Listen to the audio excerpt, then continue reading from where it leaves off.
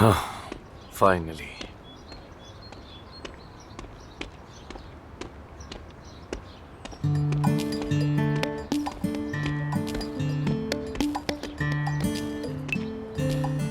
Good morning. थोड़ी और देर करती तो जहाज निकल जाता हमारा। वैसे गुड मॉर्निंग कहा था।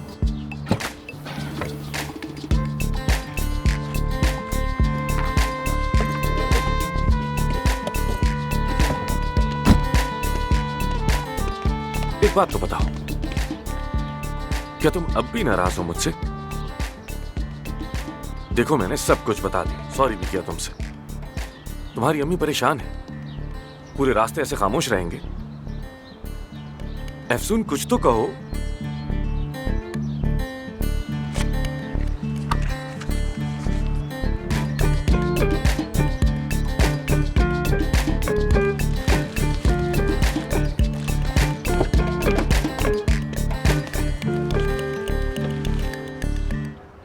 मैंने तुम्हारी अम्मी के साथ कोई साजिश नहीं की।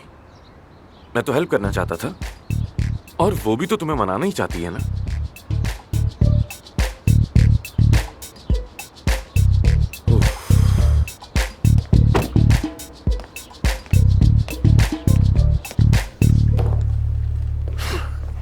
ओके, यहाँ रखेंगे।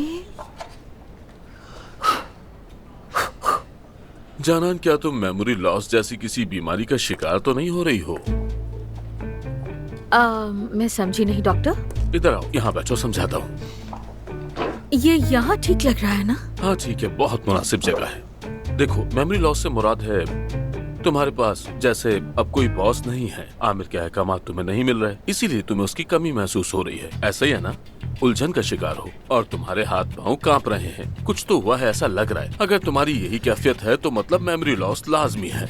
अच्छा रुके एक मिनट जरा।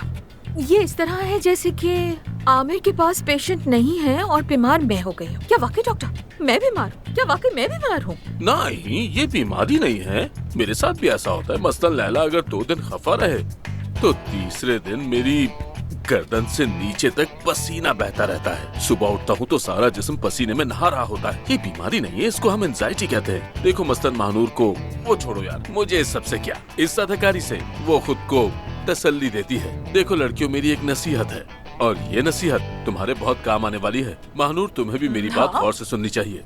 शादी कर लो लड़कियों। तुम्हारे सर पर कोई मर्द होना चाहिए, वो भी ऐसा मर्द जो मेज पर जोर से मुक्का मार सके। हाँ? ओफ यासिर, ये बुआओं वाली बातें मत करो। शादी क्यों करूं? शादी करने वालों को तो देख रहे हैं, वो तो जैसे हर तरफ से मसाइल में गिरे हुए हैं। तो नहीं, शादी वादी बिल्कुल नहीं। ओह मानूर बेटा, देख रही हूँ तुम तो डॉक्टर बनकर मशवरे देने लगी हो, है ना? नहीं परवीन साहिबा, मैं तो बस अपने दोस्तों को कुछ तजर्बे सुना रही थी। शादी मत करो दोस्तों, मत करो शादी। बल्कि अगर पाल ना सको तो बच्चे भी पैदा मत करो। इंसान को कुछ बातें खुद तजुर्बा किए बगैर हरगिज नहीं कहनी चाहिए। अच्छा खैर, मैं यहाँ आपको एक खबर देने आई हूँ। सुन के आप सबको बहुत खुशी होगी। अली ने अपनी मर्जी से हमारे हॉस्पिटल से रिजाइन कर दिया है। क्या? ये तो ठीक नहीं हुआ, लेकिन अगर अपनी मर्जी से गया है तो अच्छा है।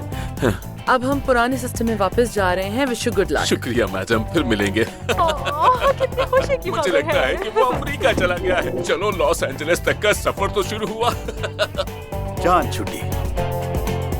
यही है, मेरी जिंदगी बर्बाद करने वालों में से एक यही है। क्या मतलब? ये क्या है? तुम बस यही कह रही थी कि बोतल के शीशे वाला चश्मा पहना हुआ है और घुंघराले बालों वाला भी कहा। क्या तुम लोग मुझे मेरे पीछे घुंघरियाले बालों वाला कहते हो? मेरी भवें देखो भवें, एक शुमाल में है तो एक जुनूब में है। मैं दुनिया को कितनी हैरानी से देख रही हूँ। मैं तो जलील हो गई हूँ, जलील। तुम सबको भी जलील करवाऊंगी। देखें मोहतरमा, पहले आप जरा रिलैक्स हो जाएं। ये डॉक्टर का मसला नहीं है। हम अक्सर इस तरह के मसाइल देखते हैं। अगर आप 2 हफ्ते बाद आएंगी तो हम छोटा सा रीटच करके आपका ये मसला हल तो कर मैं देंगे। 2 हफ्ते इसी हाल में घूमती रहूं क्या? मैं अपने चेहरे से पैसे कमाती हूँ। अरे बहन, हम किन चीजों पर हैरान नहीं होते। ये जिंदगी तो हैरतों का एक तसलसल है, इसीलिए ये हैरानी भरा तासुर आपके चेहरे पर खूब जा रहा है। वैसे भी ऑपरेशन के दौरान आप रुकी ही नहीं। हम आपको कहते रहे कि हिले मत, मूव मत करें, लेकिन आप हिलती जुलती रही। उसका नतीजा ये हुआ कि आपकी एक आईब्रो एक शहर जा रही है और दूसरी आईब्रो दूसरे शहर। तुम लोग मेरा मजाक उड़ा रहे हो, मैं समझ गई। अब मैं दिखाती हूँ तुम सबको। नहीं मैडम, हमारा कीमा ना बना है। मैडम, ये क्या कर रही हैं आप? मत मेरा कीजिए। कीमा